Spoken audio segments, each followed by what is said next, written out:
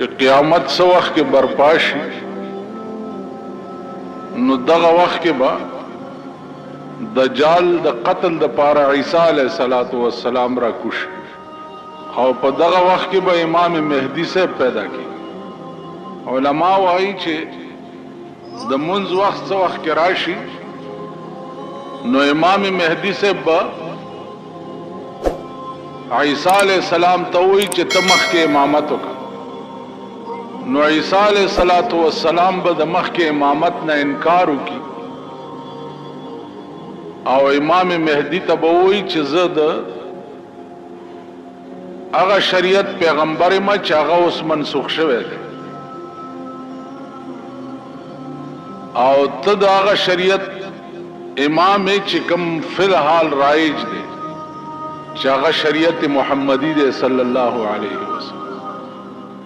عزیزانو دا ټوله مسله چې څه وخت کې طے شي نو دغه وخت کې به حساب کتاب کیږي په شام کې. دا الله تعالی د حساب پای تخت چې کوم دی هغه به په شام کې لګېدلی او دا ټوله دنیا د هر ګوټ نه به شام ته را روان دی.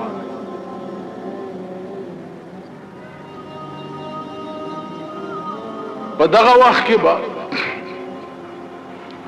هر شی خپل دفاین بهر کوي.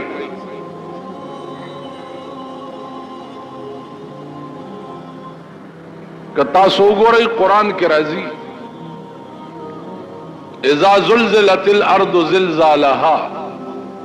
واخرجت الارض اثقالها وقال الانسان ما لها واخرجت الارض اثقالها.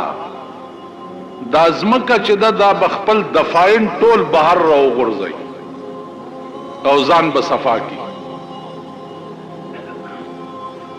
ځمکه کې چې څه دفاین دي دا څومره بنی آدم چې پکې خښ شوي دي یا نور هر اشیا چې پکې دا به ټول بار راوغورځي.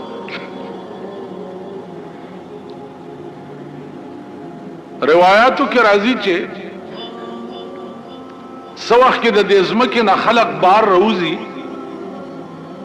نو دا به په مختلف شکلونو کې وي.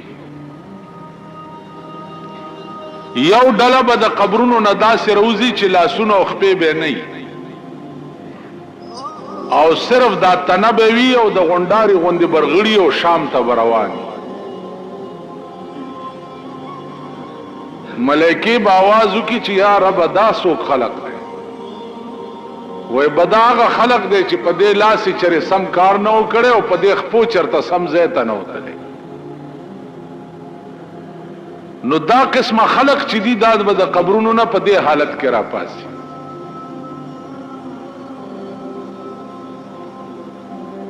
اوس خپلو لاسونو خپلو خپو ته کتل پکار دي چې اسې نه چې دغه ډله کې مونږ نشو چرته زمونږ لاسونه چرې حلال نه کوي او زمونږ خپې چرته سم کار پسې نه ځي. ټوله ورځ زمونږ خپې چرته رواني او ټوله ورځ زمونږ لاسونه څه کار کوي. دغه هر سړی خپل ګریوان کې وګورئ او ځان سره محاسبه وکړئ چې خپې کم طرف ته ځي او لاسونه کم طرف ته. بله ډله به راپاسي چې د هغې په دې خېټه کې به اور بلیږي او لمبې به د خولې نه بار راوځي. یا الله دا څوک دي؟ و به دا هغه خلق دی چې په دې خوله یې چېرته حلال نه و خوړلي او دې خېټې ته حلال نه و تلي. د شپه او ورځ خوراک په دې خوله او په دې خېټه کې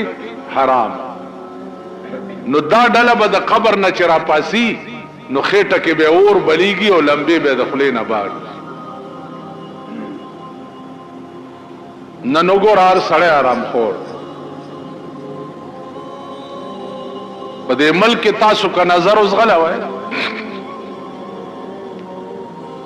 نو الال خواره به درته هغه خلق هم ښکاره نشي هغه خلق چا 15 زره تسبیح ور سره او په خلوتونو کې ناست زکه دا وی خوراکم چې ده زمون ګټه ده نو مون خو یو مردار خواره د شرابو تجارت مون کو اغوی لاغه پیسې په شکرانه کې ورکو د هیروین او د پودرو تجارت مونږه کو اغوی لاغه پیسې په نظرانه کې ورکو غلا او ډاکه مونږه کو اغوی لاغه پیسې په زکات کې او په شکرانه کې ورکو نو حلال خواره هغه خلق هم نه دي په جمعتونو کې چې کوم حضرات ناس دي د دې خلقو خوراک هم ستاسو ګټه ده نو ځان ته وګورئ ستاسو ګټه د دوی خوراک ده او ستاسو ګټه یقیني حرامه ده نو لا محاله دا هم غریبان حرام خوار دي زه دا تپوس کولی شم چې لکه ستا د کوره وظیفه راله دا دې په څه ګټلې دا دې کم ځای نه راوړې ستا د کوره ترکاری راله دا دې کم ځای نه پخ کړې ده زه دا تپوس کولی شم نو عرض مې دا و عزیزانو چې مونږ به د هغه ډلې نه یو چې د قیامت په ورځ ځمکه مونږه بار راغورځوي نو زمونږ په خېټه کې به اور بلیږي او لمبې به هم د خولې نه وځي بله ډله به راپاسي چې هغه به د خنزیر په شکل کې وي خنزیران به خخکړی به بنی آدم وي او راپا بسی د خنزیر په شکل کې یا الله دا سو و بدا هغه خلق ده چې د دنیا د کار د پاره به منځ نه کول د دنیا په کار کې به شپه ورځ نه نوته او د منځ ټیم به چراغه نو منځ به نه کول نو چې کم خلق د دنیا په روزگار کې منځ قضا کوي دا خلق به په قیامت کې د خنزیر په شکل کې د قبر نه راپاسي نظر اوس غلوي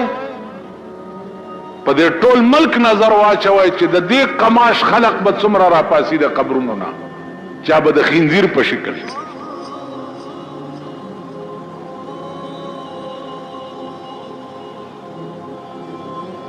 الله دې امان راکړي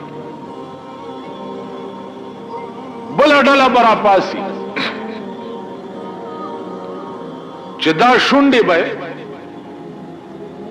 په دې سینه پرتی وي او دا جبه به په دې ګوډو لګي او دا غاښونه به د غوی د ښکرونو نه زیات لوی وي په داسې خبیث او داسې مردار شکل کې به د قبر نه بل ډله راپاسي یا الله دا سوق دي و بدا هغه خلق ده چې په دې خلا به دو مسلمانان جنگول په دې خلا د چرته د سړی توپ خبره نه وکړي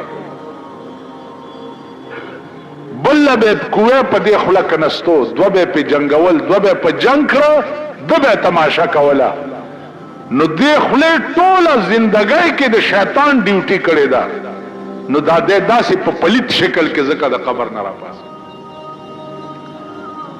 بیا نظر اوس غلوای تاسو چې زمون خله ټوله ورځ څه کارونه کوي دو جنگول خو زمون د ګس لاس کار دی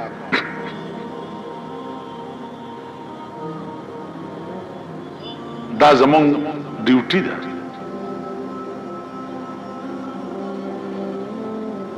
نو دا قسم خلق بم په قیامت کې د قبر نه راپاسي عزیزانو یو بل ډله به راپاسي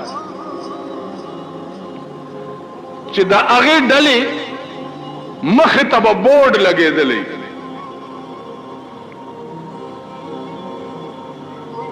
بورډ به لګېدلی او په بورډ د پاسه به لیکلي وي چې دا د زناکارو ډله ده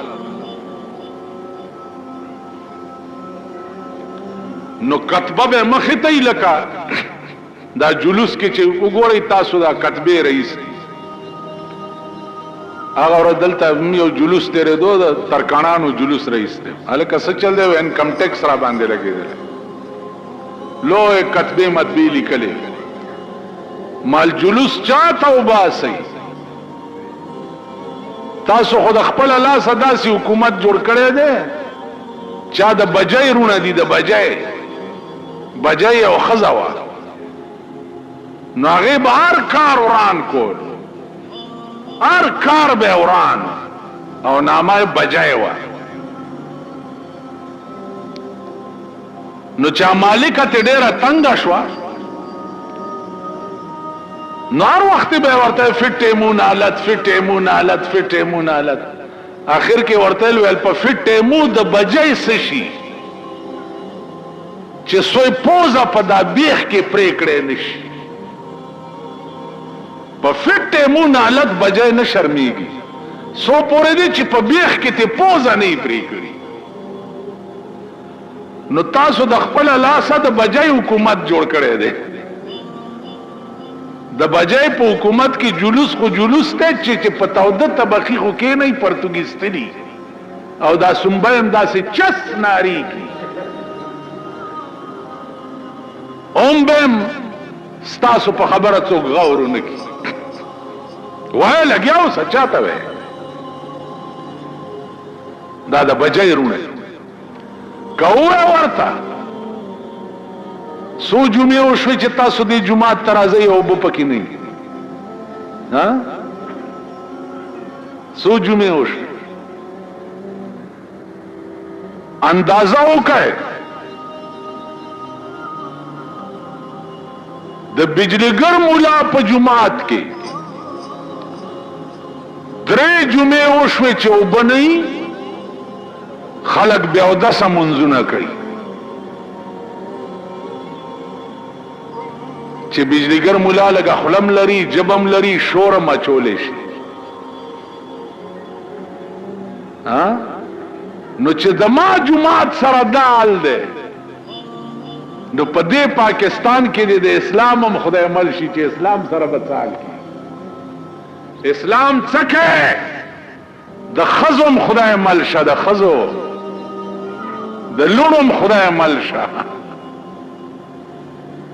که پرانا ورځ ستاسو لونو په بل لاس وا نه چولو او درته ونه وی چې پلاره کړه تو نه کې زمونږ باچهي ده نو دا ګیره به درته بیا په متیاز وکړو لوڼې به راټینګې نه کوي لوڼې دا زړې ښځې دي دا به درته وایي چې ځه چیچړه طلاق مې کړې دا زړې ستاسو دا تاسو کړی دي اوس خپل ځان چې په خپله په چاقو ووهې نو زخم په خپله سټا او د ځان علاج په خپله کوه نن کم قهر او عذاب چې ستا په ملک نازل دی د زړه بې اطمیناني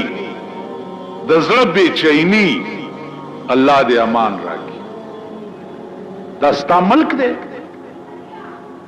ملک وبوړي د کمیټې ایس ډي او ورته ناراضي اورسیر ورته ناراضي ملک وبوړي دانن 3 جمعې وشوې د بالا ماڼۍ ته د دې میر کار نو چې راغلی وی چې دلته اوبه ولې نشته د ده کار نو ایس ډي اوګان راغلی وی انجینیران راغلی وی چې اوبه نشته د دې متبادل بل څه بندوبست پکار دی پرون میں یو انجینیر ته ټلیفون وکړم الا لنډه پروډم کندې کنس کی دي ویلی جی میټیریل نشته میټیریل پیژنئ ا د سیمټو یو دوه تختې نشته چې لاندې پاسوري کیږي او کنده ټپه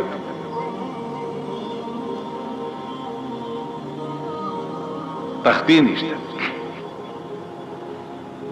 نو ډېرې ښې دي ما نورې کندې پکې وکړئ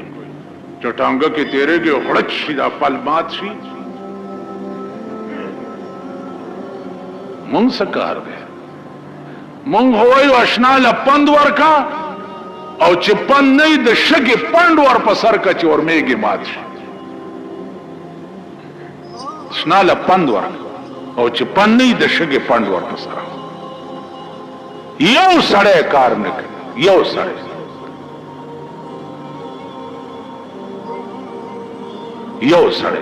چواړیان دي چواړی ته وایا چې دا ناله وایا کا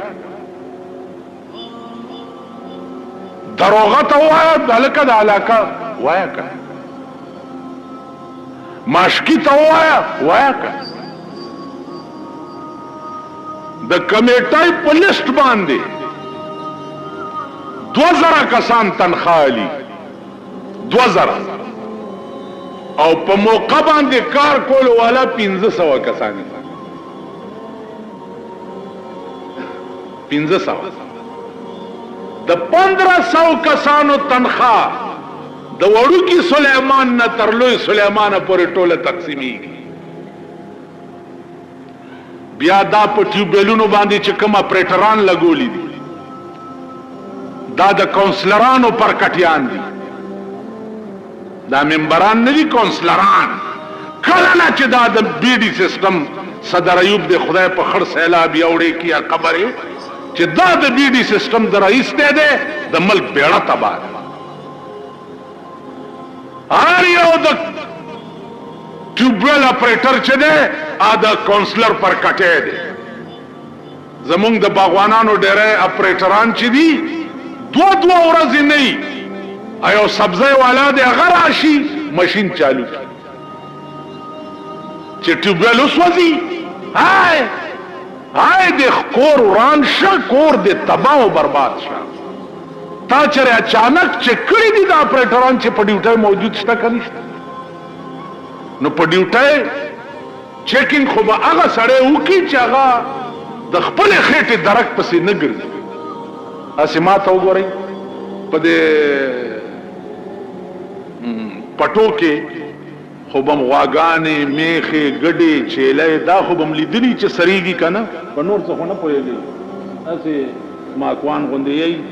په خبره پوهېږي نه دومره خو بم لیدلی چې په دې پټي کې ګډې غواګانې میخې چیلې دا سریږي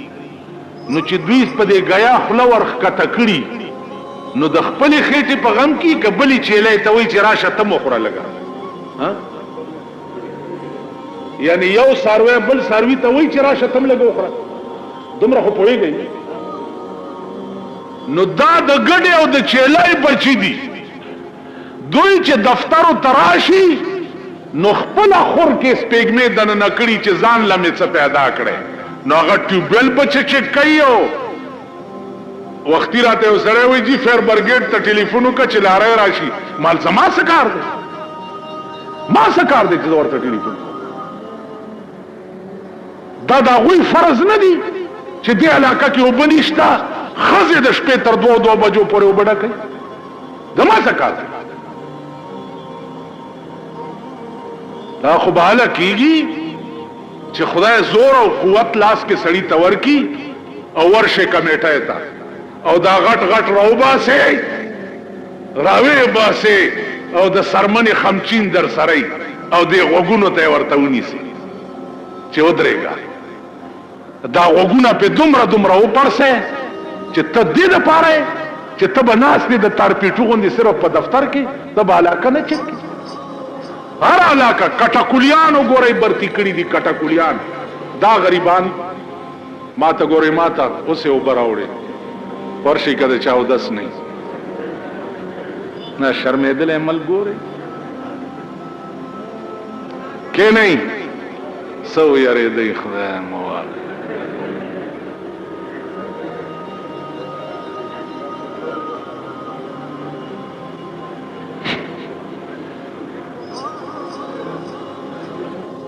دا علاقه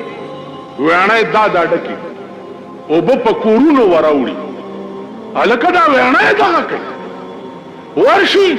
اسی داسې بلچه کې راولي په دې غاړه کې هغه بیا سوکوري نه چې کې بیا چې وچی بیا ویانه ته ورغړي بیا واورا کټکولیان برتی دي تنخواه اغسته کیږي او په موقع کټکولی شته نه ټول ملک دا سے فراډ او دوکا دا ټول ملک نو زما عزیزانو دا ملک بسرا ټینګي دا ملک بس ټینګي چې کوم ملک کې د بېایمانۍ او د منافقت او د غدارۍ دا عالمي هغه ملک بسرا ټینګي ملک خو به هغه را ټینګيږي چې هر سړی په ایماندارۍ خپل ډیوټي وکړي هر سړی په ایماندارۍ خپل کار وکړي مونږ کې ایمانداری نشته ابل ورځ راته چاوي وی چې مولانا صاحب ایمانداری د ملک نوال وتا دا مولیان پاتې دي دغه د خدای ژوندۍ لري مال دغه له خدای د ټولو نه مخ کې مرض راوي د قیامت د ورځې بیان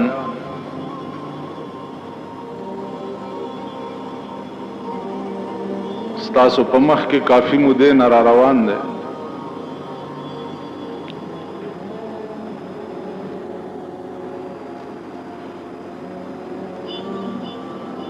سحر رانه یو سړی تپوس کړو چې دې ورځې ته یوم الدین ولې وایي یوم په عربی کې ورځې ته وایي او دین چې دې په عربی کې جزا ته وایي دغه ورځې ته یوم الدین ولې وایي ځکه چې دا ورځ د جزا ده هر سړی ته به په دغه ورځ باندې د خپلو اعمالو جزا او سزا ملاوي د دې وجه نه دې ورځې ته یوم الدین وایي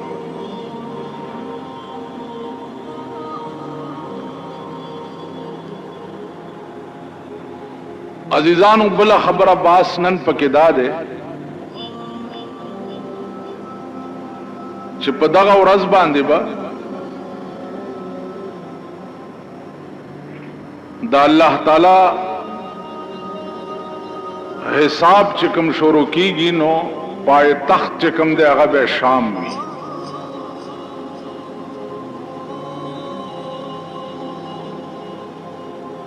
مخلوق به ولاړی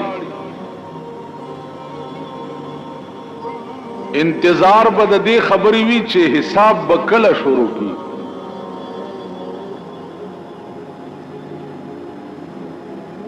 په دې انتظار کې بل لکونه کال تیر او دا خلق چې دې دا به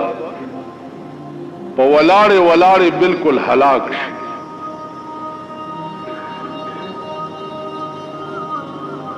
تقاضا به داو کی چې یا الله حساب شروع کول پکار دی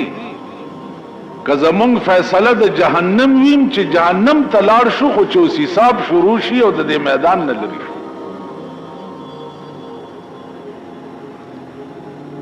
علما لیکي چې په دغه ورځ باندې به دا الله د قهر او د غضب انتها وي الله په دغه ورځ باندې داسې په قهر وي چې نه به چرته وړاندې داسې په قهر شي او نه به بیا په قهر شي الله دې امان راکړي دا ټوله دنیا برا ټوله شي او آدم علیہ السلام تبور شي ورته وای چې ته د زمکه د پاسه اول پیغمبر وي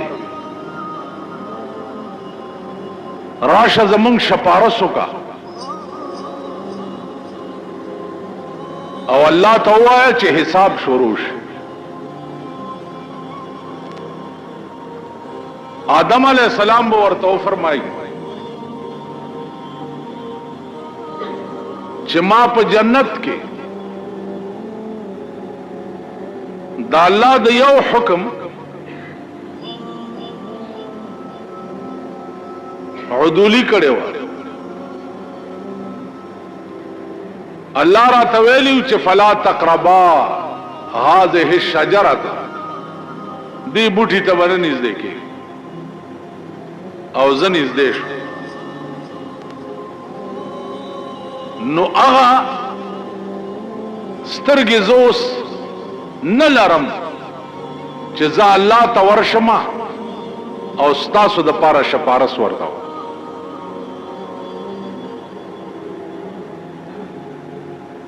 دې ته ښه سوچ کوئ چې اول الناس آدم علیہ الصلوۃ والسلام غوندې پیغمبر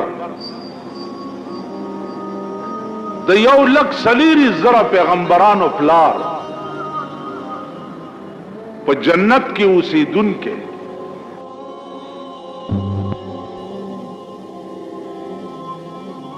او د یو ټکی د وجه د الله مخ ته دراتلو نه انکار وکړي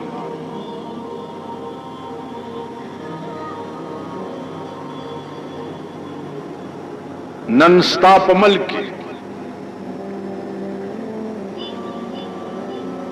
لکها مسلمانان په دې قهر اخته دي لکها چې د مرګ نه وروسته به زما دا پیر چې دی دا ما جنت ته بوځي او زما د پاره به خدای سره جګړه کوي او ما به په بخي لکه مسلمانانو دا عقیده ده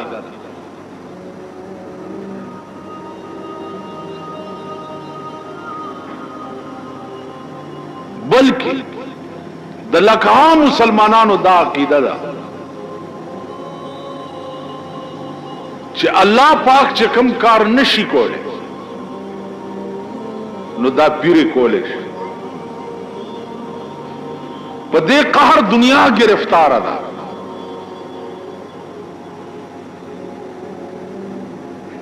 یو عجیب درته وای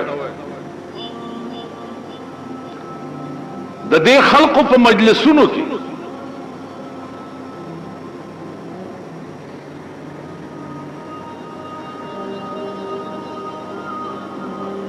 درې ورځې دمې غړي نامای په دور سیخي چې دا د زیارت اورس ده نو درې ورځې په هغه زیارت باندې دمې غړي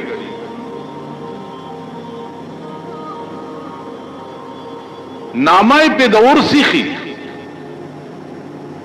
او درې ورځې ډمان او قوالیان ناس دي په قبرونو باندې او دوپړای او باجې غږی دا قوم زرګونو تعداد کې ورتناس دي او بیا په هغه ډمتوب کې هغه مشر پیر ناس دي نو ار یو ورزی پیر ته سجده وکي او هغه له پیسې ورکي او بیا چې کوم ده آدم لاړ شي هغه سجده وکي او هغه پیسې د پیر صاحب نه راوړي دا اورېدو خبره درته نه کوم زار کار ما په خپل لیدلې کله سیکانو د ګوردوارې تپوس ما نه وکي چې سیکان په ګوردواره کې سکی نو ما په ګوردواره کې وخت تیر کړی دی ما ته معلوم دي چې هلته سکی کله هندوانو د مندر تپوس ما نه وکي نو ما د هندوانو مندر کې وخت تیر کړی ما ته پته ده کله انګریزانو د ګلجی تپوس را نه وکي نو ما د انګریزانو تقریرونه په ګلجو کې اوریدلې دي ما ته پته ده دغه پیرانو مجلسونو ته زتلې زه پکې ناست او دا منظرونه ما پسترګو لیدلې دي. اندازه وکړئ چې دوپړای او باجی پیغمبر دې ته مزامیر او شیطان ویلي دي. دا د شیطان سرود دی او یو قبر ته ولی او بزرگ وی او داغه په قبر باندې د ډمان کینولې دي او دوپړای او باجی په غږی او دا قوم زرګونه ورته ناست زرګونه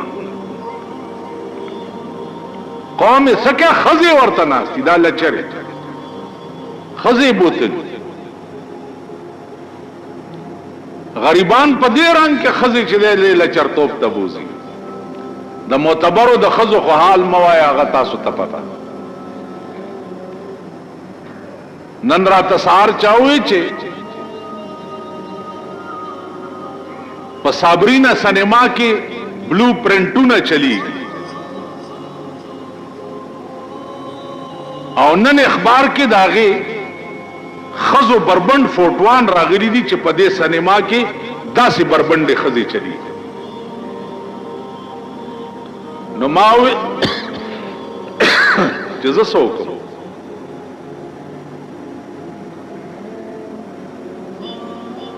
ما زه څوک دا زما کار دی. زه خو به تقریر کې وایم د مور مړو پلار مړو ته بیا زما تقریر کده سی ای ډی پر ریکارډ باندې راشي او د دې حکومت خلکو ته هغه کاپی لاړ شي نو دی حکومت کې دا سه سړی شته چې فورن په باندې ایکشن والی او په خپل دی یو عوامي سړی په شکل کې سینما تلاړ شي او پکې کینی او وی ګوري او فورن هغه سینما سیل کی سیلنا بلډوزر ورته راولي او پیاواري کدا ملک چرته د سړو د زامنو ملک وې او په دې ملک چرته د انسانيت حکومت وې نو بیا خو اسانه خبره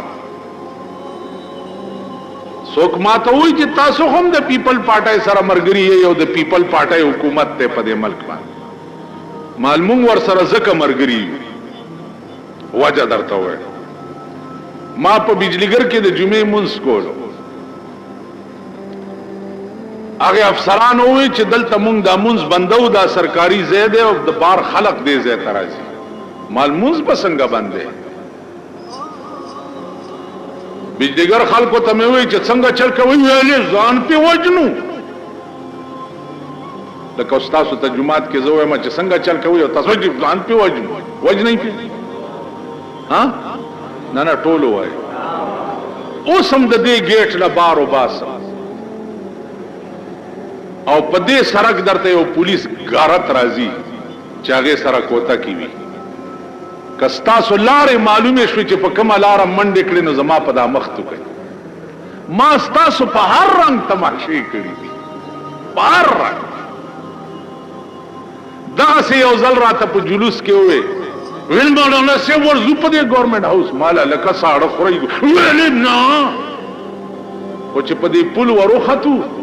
او دا د پولیس ډنډه او د انسو ګیس دا ټوپکی ولیدي ما تا مرګرو وی چې ټینګه غمدي پولیس سره ډېر لګروستو ګوره چې روستو مې کته یې څوکم نو اسیم تاسو دا شیخان میخانی تاسو به د خپل منډي په دغه کوساو ګورئ لارې بدر نه غلطي ما پار رنگ په دې قوم تجربه کړې پار رنگ نو ما ته وی چې نه څنګه به بندګی راځي ما غ جرنیل ته ویل چې نه به بندو ول نه بندوي مالنا ول سبا بزرا سبا لراله د بجلیګر سلور نیم سو کسان ولاړو او جرنیل سره داسې لخت او پلاس کې او په وردای کې لخت داسې او خزولا ویل جو لوگ کہتے ہیں کہ یہاں نماز نہیں ہونا چاہیے وہ ادھر ہو جائے اور جو کہتے ہیں کہ ہونا چاہیے وہ ادھر ہو جائے او بار فوجي غارت ودرول او چې ټول خلکو د فوجي غارت توکت ټول دی فودره چې نه دی کې د پکار زی आवाज ولار پاتې جرنیل مال لخت او خذل مولانا صاحب ابھی التزر عالم ماغی سر ادرے مال میں ابھی میں بھی کہتا ہوں کہ نہیں ہونا چاہیے کیوں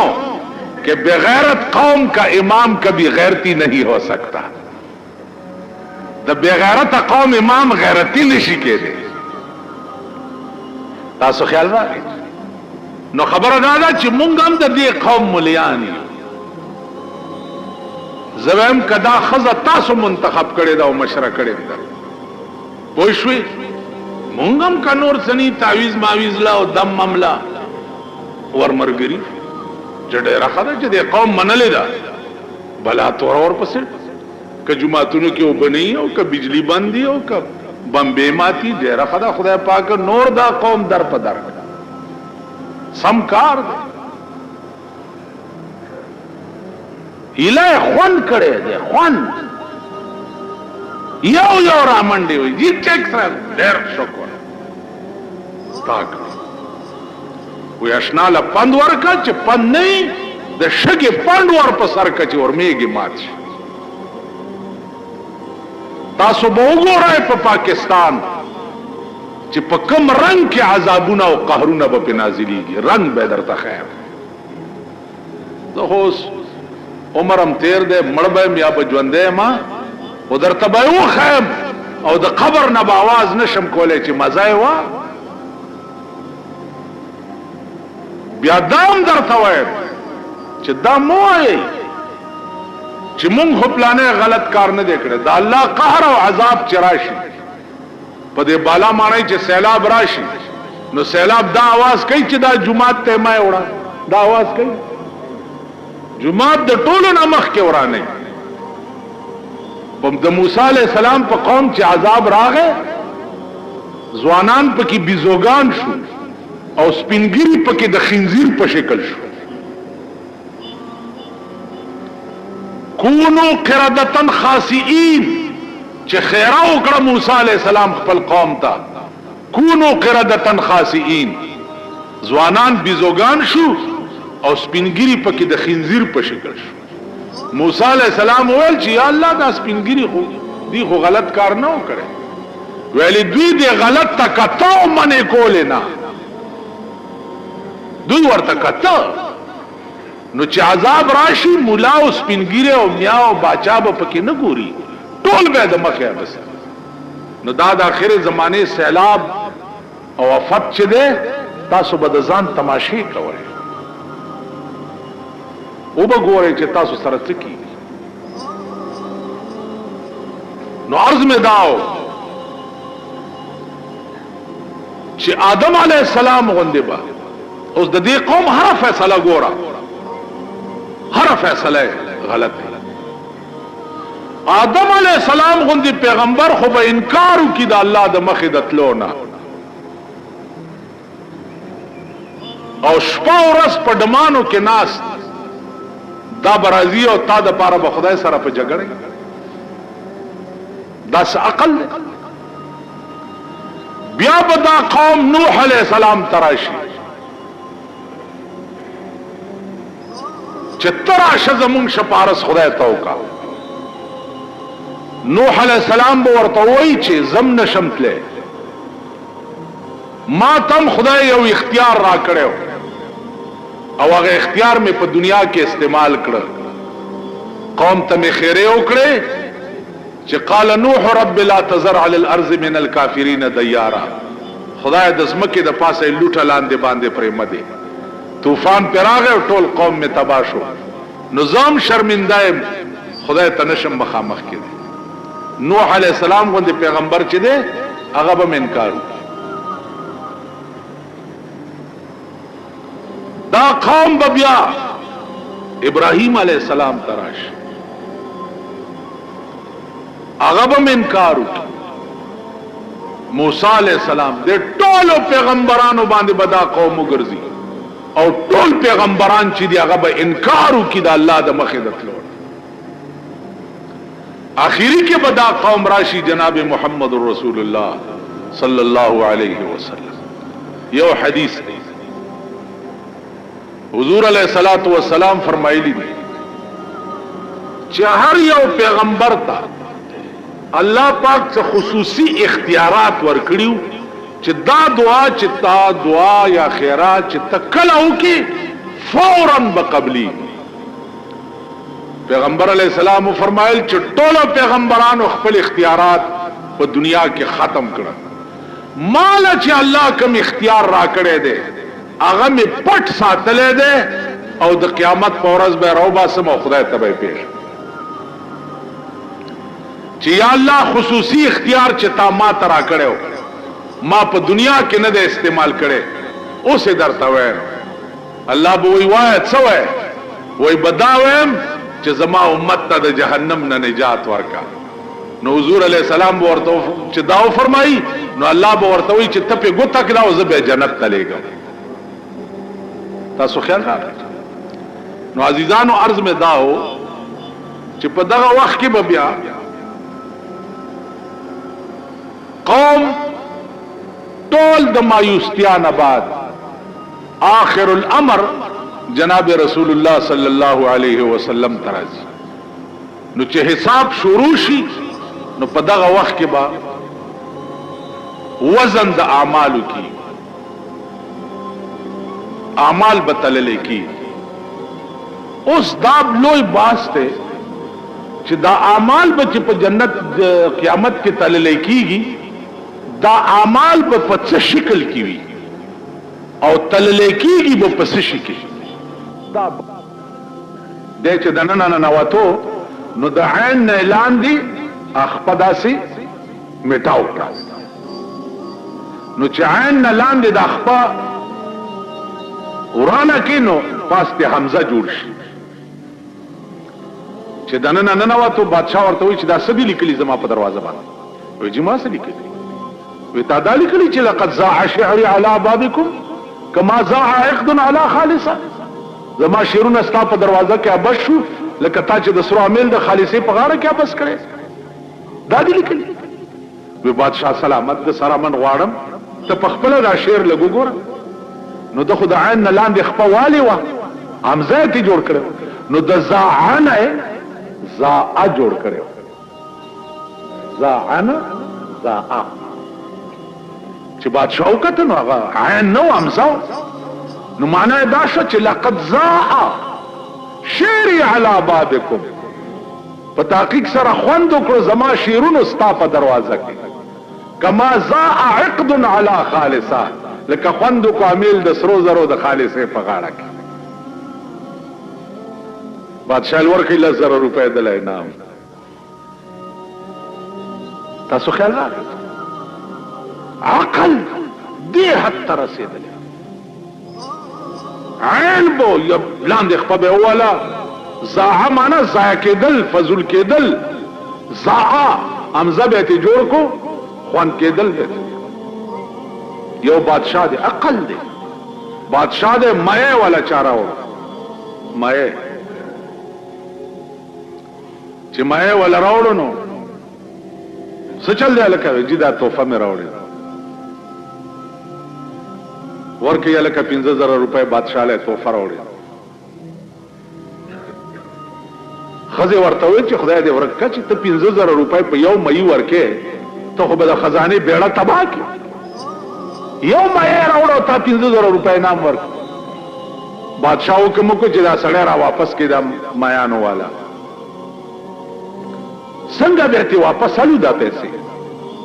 خزی ورطو ویلی چی تی پختن ہو کا دی مئی گرنا چی دا مئے نر دے کا خزا دا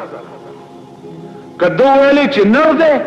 نو مونگ بوایو چی مونگ تا خزا مئے پکارو 15,000 روپے واپس او که دو ویلی چی خزا دا نو مونگ بوایو چی مونگ تا نر مئے پکارو 15,000 روپے واپس بس پدی چل بتی روپے واپس وان بادشاہ ویل دے رکھا چا سڑے را واپس کو اگر ورتل چل که دستا مئے نرو که خزا وا وی جی دا زما مئے چیو دا نرو نا خزا وا دا نر خزیو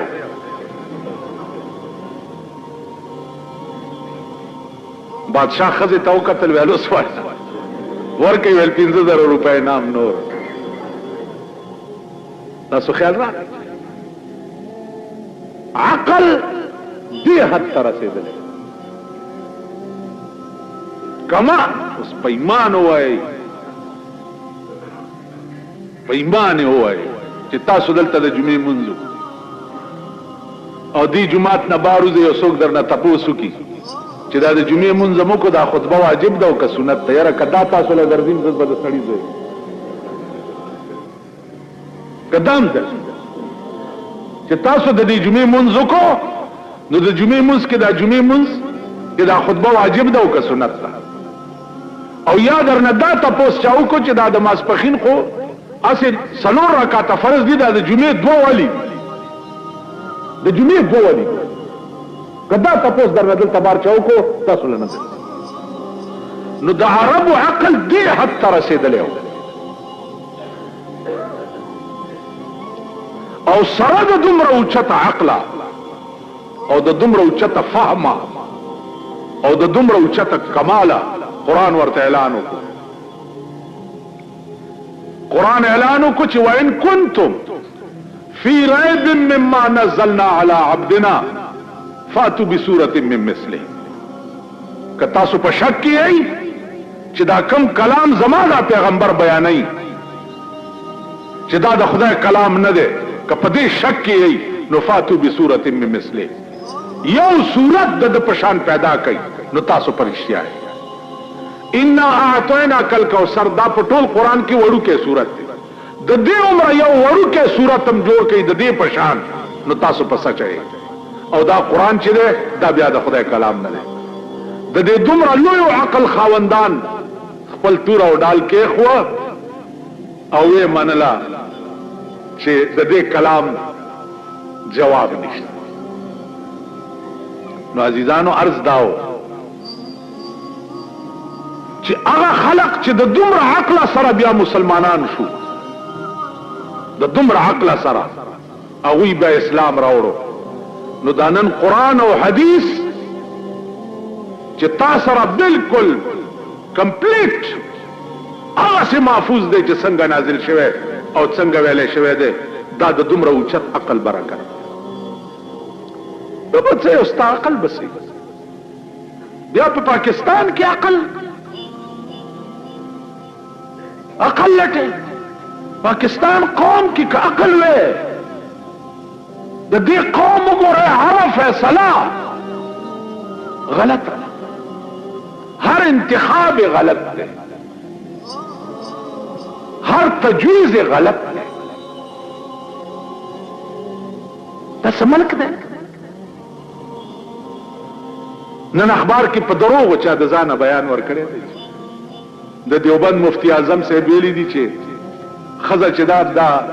د ملک وزیر بادشاه او مشره وزیره جوړېدی شي هلک عاصم شوې ده مونږ منلې ده. فتوې څه کوئ په غبرګو سترګو ړانده شئ د فتوو ضرورت څه دی؟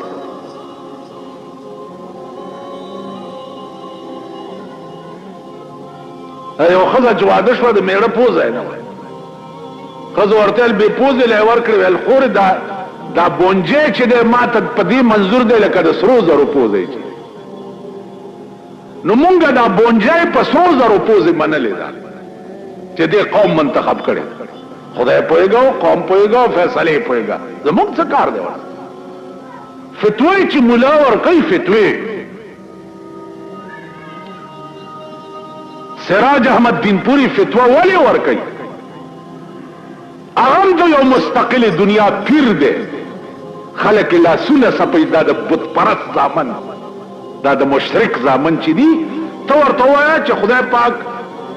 بیګا چې دی د اسمان نه ګلونه راورول وایي به ښه او که ورته وایه چې پلاني ملنګ چې دی بیګا د اسمان نه ګلونه سبحان الله دا هغه د مشرک او د پلیتي زامن کوي خدای دا کار کړی دی پړی نه لګي او کوي پیر صاحب دا کار وکړه پیر ټوله شپه د غولو ډک تیزونه اچوي ټوله شپه پوسکی اچوي دی ورته دا پیر صاحب زما د شپې اندام پروت نو اندام اوس قرآن که په دې وخورم اندام سړی چې داسې پروت یو لاسی دی خوای یو دی خوای یو خپای دی خوای ملای پزمکه نو اندام خو پروت دي کړ دا بے ضمیره قوم قرآن درته وایم چې زما پیر بیګا اندام پروت تاسو خیال راغی نو عرض مې داو چې چرته دا قومي یا دا خلقي سراج احمد دین پوری قرآن او حدیث نو دا ثابته ده چې خزه سربرای مملکت جوړې دیش قرآن او حدیث نه ثابته په خبر ګوراند شي قرآن کې کم ځای کې قرآن کې کم ځای دي دا مونږ سب خرچالولې دي مونږ قرآن نه دی ویلې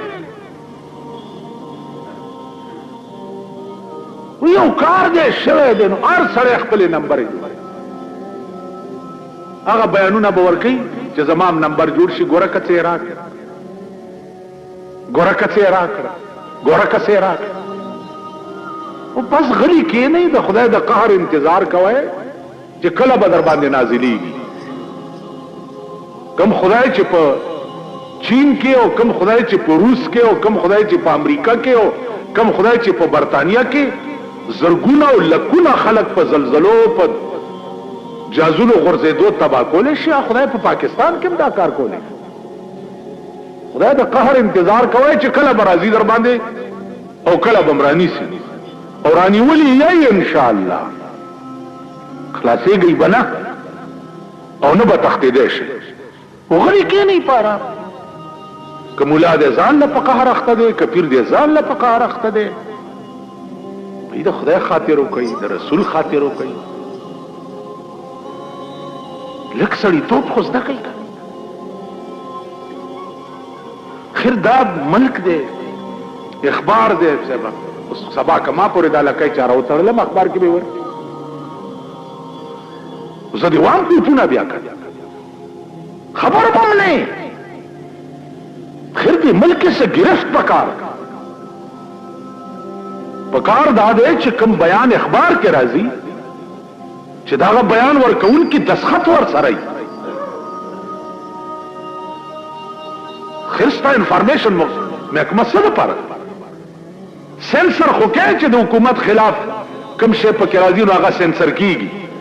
او دې لپاره سنسر نشته چې هلکه دا بیان چا ور کړی دی د دې ذمہوار سړی څوک دی عرض مې دا و عزیزانو چې اوس مونږه د کمې زمانې خبرې کوو لګیا یو 1600 کال رستو تلی او رپٹ کے لوگوں نے جا کے تھانے میں کہ اکبر نام لیتا ہے خدا کا اس زمانے قرآن